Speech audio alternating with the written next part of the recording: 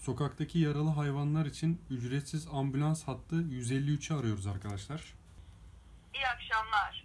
İstanbul Büyükşehir Belediyesi Alo 153 çağrı merkezine hoş geldiniz. Forever Language Express Star. Sokakta kalan vatandaşlarımız için lütfen 9'u tuşlayınız. Ulaşım hizmetleri için 1'i, trafik kontrol merkezi için 2'yi, sağlık hizmetleri için 3'ü, Sağlık hizmetleri için 3'ü tuşluyoruz. Diğer hizmetler psikolojik danışmanlık için 1'i, veterinerlik için 2'yi, 2'yi tuşluyoruz. ilaçlama için 3. Çağrı sonunda memnuniyet anketimize katılmak isterseniz 1'i tuşlayın.